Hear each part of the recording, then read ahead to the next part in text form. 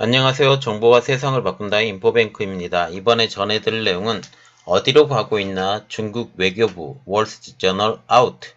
이제 전쟁은 경제에서 언론으로 대해서 알아보겠습니다. 여러분의 구독과 좋아요는 저에게 많은 도움이 되오니 구독과 좋아요 많이 눌러주시기 바랍니다. 그러면 한번 시작을 해보겠습니다. 지금 중국의 외교부가 월스트리트저널 기자 3명을 추방했다는 내용인데요. 특히 월스트리트저널 특파원의 기자증을 취소하면서 외부로 아웃이 시킨 거죠.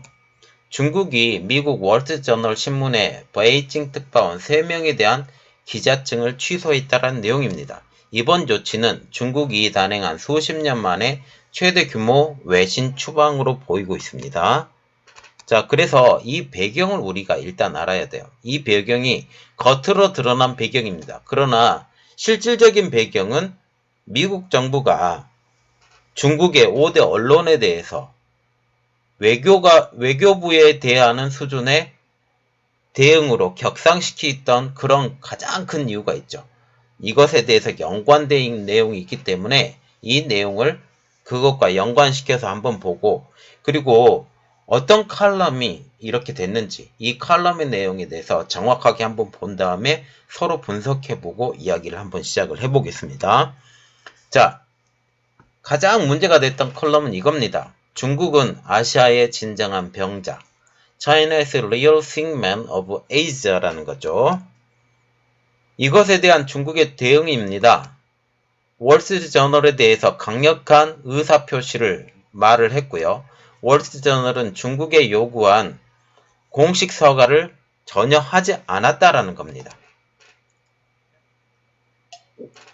그래서 중국 정부는 월스트리트저널 기자 3인에 대한 추방 명령을 했는데, 추방을 받은 기자는 3명, 미국 국적의 조시진, 차오덩, 그리고 호주 국적의 필립 원, 이 3명입니다. 이들에게 5일 안에 출국하라는 추방 명령을 내리게 됐죠. 이것에 대한 월스트리트저널의 해명이 있어야 되죠. 당연히 있어야 됩니다. 3인의 기자 누구도 해당 컬럼, 중국이 아시아의 진정한 병자에 대해서 관여하지 않았다라는 거죠. 자, 우리가 기사 내용을 좀 자세히 보고 하나하나 판단한 다음에 이 내용이 어떤 내용인지 한번 보겠습니다. 월스트리트 저널의 월터 러셀 미드 칼럼인데요. 내용은 우한 폐렴에 대한 중국의 무능력한 대응 조치를 비판한 내용이고, 이 칼럼에서는 어느 면에서는 총체적인 중국에 대한 비판이에요. 어떤 면이 총체적인 중국에 대한 비판인지 그 내용을 한번 알아보겠습니다. 이 칼럼 내용입니다. 칼럼 내용을 전문을 제가 한번 보여드리고 한번 분석하고 말을 한번 나눠보겠습니다. 전문 내용입니다. 자, 시작을 해보겠습니다. 강국으로 여겨지는 중국은 박쥐에서 옮겨진 바이러스로 큰 곤욕을 치르고 있다라는 거죠. 특히 여기서 보면 박쥐에서 옮겨진 바이러스로 큰 곤욕을 치르고 있다라는 내용입니다. 그래서 중국 정부는 이 새로운 전염병을 막고 경제를 되살리려고 노력하고 있다. 하지만 거침없이 성장 가도를 달려온 중국에게 익숙해진 세계 여러 나라들은 이제 막강한 중국의 힘도 그 한계가 있음을 새삼 깨닫고 있다라는 거죠. 그래서 중국의 한계가 이번 사태를 통해서 드러나게 됐다라는 겁니다. 이 새로운 코로나 바이러스는 어느 정도로 위험할지는 누구도 모른다. 중국 당국은 이 문제의 진정한 위험을 감추고 있는 듯하다. 이전의 사스 바이러스보다는 치사율이 낮은 듯하나 두 바이러스는 비슷한 전염성을 가지고 있는 것으로 전문가들은 보고 있다. 바이러스가 첫 발견된 후 중국 정부와 발생지인 우한 지방정부는 초기 대응에 실패하였으며 아직까지도 무능한 대응을 계속하고 있다. 중국의 도시와 공장은 문을 닫고 있으며 바이러스는 계속 번지기만 하고 있다. 이를 통해 전 세계인들은 중국 공산당 정부의 무능성을 새삼 실감하고 있다. 이는 바로 우한과 베이징 당국의 대응 실패를 그대로 노출한 것이다 라고 신랄하게 지금 비판을 하고 있습니다. 전문가들은 이 새로운 바이러스가 금년 1, 4분기에 중국 경제 성장률을 크게 떨어뜨릴 것으로 예상하고 있다. 지난 사스 바이러스처럼 금년 내에는 사라질 것으로 보인다. 그래서 지금 금년 내에는 사라질 것으로 보이는 게 지금 현재 코로나 바이러스입니다. 하지만 문제는 여기에 있다고 합니다. 자, 코로나 바이러스가 궁극적으로 사라진다 하더라도 이번과 같은 무능한 중국 정부의 대응 실태로 전 세계 기업들은 중국에 대한 투자를 꺼리고 중국에서 자본을 철수하는 것이 심화하게 될 것이라는 것이죠. 야, 여기서 보시면 전 세계 기업들이 중국에 대한 투자를 꺼리고, 이게 1번입니다. 1번. 그리고 중국에서 자본을 철수하는 것이 심화될 것이다. 2번. 그래서 어떻게 돼요? 차이나 엑소더스가 일어날 것에 대해서 지금 예상을 하고 있다는 겁니다. 그리고 지금 현재 미국과의 무역 전쟁과 함께 이번 전염병 창궐로 인한 공공보건의 심각한 위협은 중국을 공급 체인으로 보아왔던 전 세계 기업들이 중국을 다시 생각해 보게 된 결정적인 계기가 되고 있다라고 지적을 하고 있습니다. 유행병으로 이렇게 엄청난 피해를 보고 있는데 중국이 유행병이 아닌 대규모의 경제적 파탄이 일어날 경우 어떻게 될까? 세계는 어떤 영향을 받을 수 있을지 생각해 볼 수 있다. 대응 능력이 떨어지는 중국에 대해서 신랄하게 비판하고 있죠. 자, 그래서 중국의 금융시장에 대해서 이제부터 이야기를 하기 시작을 합니다. 중국의 금융시장은 장기적인 면에서 본다면 중국의 야생동물 시장보다 더욱 위험한 처지에 있다고 본다. 수십 년간 계속되어 온 중국 정부의 자본 대출 통제. 이제부터 문제점을 하나하나 지적을 해요. 첫 번째로 중국 정부의 자본 대출 통제, 지역은행과 결탁한 지역기관들의 대규모 불법 행위, 상상할 수 없을 정도의 부동산 거품, 그리고 막대한 과잉 산업 생산. 이 네 가지에 대해서 지금 하나, 둘, 셋, 넷. 이것에 대해서 지금 어떻게 해야 되냐? 중국은 엄청난 경제 수정이 불가피해지고 있다라고 해서 지금 성장 가도에 올라왔던 중국이 바뀌어야 된다라는 그런 말을 하고 있다라는 겁니다. 코로나의 쇼크도 곧이어 막대한 규모의 경제적 파탄으로 이어질 수 있다. 그 이유는 제가 여러 번 올려드렸죠. 지금 계속적으로 유동성 공급을 계속 확대를 하고 있어요. 장기적으로 보면 이게 인플레이션이 될 가능성이 아주 높거든요. 그리고 스태그플레이션까지도 갈 수 있다라는 겁니다. 물건 가격은 오르는데 사람들은 안 사요. 그러면 스태그플레이션이 되죠. 이런 스태그플레이션까지 갈 수 있다라는 내용이죠. 그래서 다시 본문으로 돌아가면 만일 그러한 일이 사실로 벌어진다면 중국 정부 당국이 신속하고 유능하게 사태를 처리할 수 있을지 의문이다. 특히 중국의 막대한 자산은 정치적으로 연결되어 있으므로 이렇게 더 큰 문제가 된다라는 거죠. 이러한 대재앙이 언제 터질지, 언제 발생할지는 알 수는 없지만 전 세계 지정학자와 외교학자들은 물론이고 기업 지도자들과 투자자들은 바로 이 사실을 항상 염두에 두고 있어야 한다라고 결정적으로 지금 얘기를 하고 있습니다. 즉 중국의 힘은 겉으로는 막강해 보이지만 실제로 언제 폭망할지 모르는 매우 위험한 상태에 있다는 것이다 라고 말을 하고 있습니다.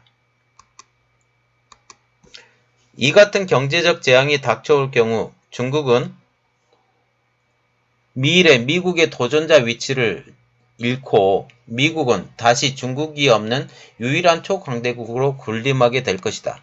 21세기는 지금까지 검은 백조의 시대가 되고 있다. 9.11 테러 사건에서부터 트럼프 대통령의 당선, 그리고 브렉시트까지 가능성은 낮으나 큰 파급 영향을 주는 사건들이 전 세계 질서를 유지하고 있다. 이 같은 시대는 현재도 진행 중이다. 이제 검은 백조는 계속 나올 것이다. 이번에 코로나 바이러스는 중국의 마지막 검은 백조는 아닐 것이다 라고 하면서 이렇죠. 굉장히 신랄하게 지적을 하고 있습니다. 이 내용을 제가 안 올려드리려고 했다가 내용이 너무 중요한 것 같아서 여러분들에게 올려드리는데 이 내용을 보고 여러분들이 한번 판단을 해봤으면 좋겠습니다. 중국의 경제는 이번 사건을 통해서 많은 것이 잃어버리게 될 것입니다. 그리고 중국에 있는 기업들이 글로벌 기업들이 탈중국화 될 가능성이 아주 높아져 가고 있다라고 보고 있는 것이죠. 이것에 대해서 한번 고민을 해봐야 되겠습니다. 그러면 자 다시 본론으로 돌아와서 이번 추방조치 3명의 월스트저널 기자의 추방조치의 가장 근본적인 배경 무엇이라고 생각하세요? 처음에도 얘기 드렸다시피 미 국무부가 미국에서 활동하는 중국 관영 언론 5개사를 대상으로 해외 외교기관 포리진 미션으로 지정한 것이죠. 이 5개 관영 언론 해외 외교기관 지정한 지 몇 시간 만에 이런 조치가 취해졌습니다. 그래서 이 조치는 이것에 대한 보복성이 굉장히 강하다라는 거죠. 그래서 그 5개사는 중국 관영 언론인 신화통신, CGTN, 중국 국제방송 라디오, 차이나데일리, 하이텐 디벨롭먼트 등입니다. 이들 언론사는 미국 내 사업부의 인사이동 및 자산 보유 현황에 대해서 미 국무부에 등록해야 된다라고 제가 영상을 올려드린 게 있으니까 그것을 한번 확인해 주시면 되고, 사실상 새 사무 공간을 구입하거나 임대하려면 다른 외국 공간과 마찬가지로 사전 승인을 받아야 한다. 사실상 미국 정부가 이들 5개사를 미국 공산당과 정부의 선정기관으로 분류한 셈이다라는 거죠.